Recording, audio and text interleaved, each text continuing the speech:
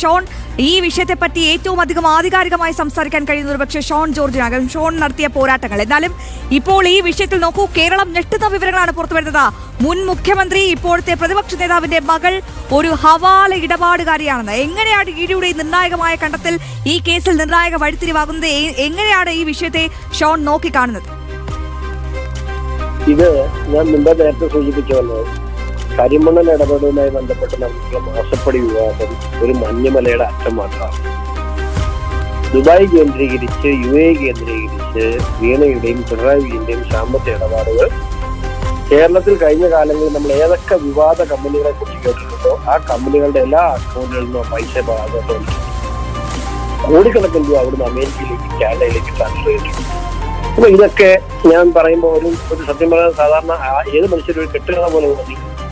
ഞാൻ അന്നും പറയുമായിരുന്നു, ഒരു നിമിഷം വേണ്ട, ഇത് എന്തെങ്കിലും തെളിയിക്കും. ഇപ്പൊ പുറത്തു വന്നിട്ടുള്ള 85 ലക്ഷം രൂപയൊക്കെ വളരെ പീനട്സാണ്, വളരെ നിസ്സാരമായ തുകയാണ്. ഇതൊന്നുമല്ല, 100 കണക്കിന് കോടി രൂപയുടെ ഇടപാടുകൾ പിണറായി വിജയൻ ഈ 2016 മുതൽ 26 വരെയുള്ള കാലഘട്ടങ്ങളിൽ വിവിധ രാജ്യങ്ങളുടെ ആയിട്ട് നടത്തിയിട്ടുണ്ട്. പ്രത്യേകിച്ച് ഗൾഫ് രാജ്യങ്ങളുമായി സാമ്പത്തിക ഇടപാടുകൾ, അക്കൗണ്ടുകൾ. ഞാൻ പറഞ്ഞല്ലോ, അബുദാബി കൊമേഴ്ഷ്യൽ ബാങ്കിന്റെ ഒരു അക്കൗണ്ട് എന്നെ സംബന്ധിച്ചിടത്തോളം ഇതെല്ലാവരും കൂടെ എന്നെ കൊല്ലാൻ വന്നു. ഞാൻ ഇപ്പോഴും പറയുന്നു, ആ അക്കൗണ്ട് അവിടെ ഉള്ളതാണ്. 2019 ക്ലോസ് ചെയ്ത അക്കൗണ്ടിൽ പ്രൈസ് വാട്ടർ കൂപ്പേഴ്സും പിണറായി വിജയനെ പ്രതിക്കൂട്ടിൽ ഏറ്റവും കൂടുതലാക്കിയിട്ടുള്ള ലാവിൽ ഉൾപ്പെടെയുള്ള കമ്പനിയിൽ നിന്നും പണം ആ അക്കൗണ്ടിൽ വന്നിട്ടുണ്ട്. എനിക്ക് അതൊരു സംശയമില്ല. അതുകൊണ്ട് അന്വേഷണം നന്നായിട്ട് പോകട്ടെ. ഇനി എനിക്കറിയാൻ തന്നെ ഇപ്പൊ ഇന്ന് റിയാസിന്റെ തെളിവുകളും മൊഴികളും ഒക്കെ പലതും പുറത്തു വരുന്നുണ്ട്.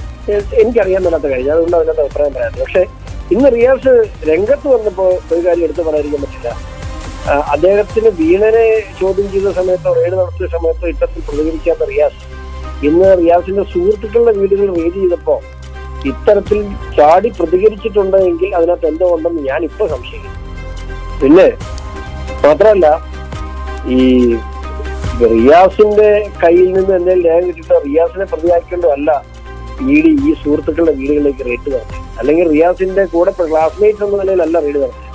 അവര് റെയ്ഡ് നടത്തിയിട്ടുള്ളത് വീണയുടെ ഡയറിയിൽ നിന്നും റിയാസിന്റെ സുഹൃത്തുക്കളായി ഇന്ന ആളുകളുമായി സാമ്പത്തിക ഇടപാടുള്ളതായി വീണയുടെ ഡയറിയിൽ നിന്നും കണ്ടെത്തിയതിന്റെ അടിസ്ഥാനത്തിലാണ് ആ റെയ്ഡുകൾ ഇന്ന് നടന്നിട്ടുള്ളത്. സ്വാഭാവികമായിട്ടും കൂടുതൽ വിശദാംശങ്ങൾ ഇന്ന് ഈ എൻഫോഴ്സ്മെന്റ് ഡയറക്ടറേറ്റ് ഇത്തരത്തിലൊരു പത്രക്കുറിപ്പ് ഇറക്കണമെന്നുണ്ടെങ്കിൽ അത്രമാത്രം തെളിവുകൾ വീണയ്ക്കെതിരെ ഉണ്ട് എന്ന് പൊതുസമൂഹം മനസ്സിലാക്കുക. കൂടുതൽ കാര്യങ്ങൾ നമുക്ക് കാത്തിരുന്ന് കാണാം എന്നാണ് എൻ്റെ അഭിപ്രായം.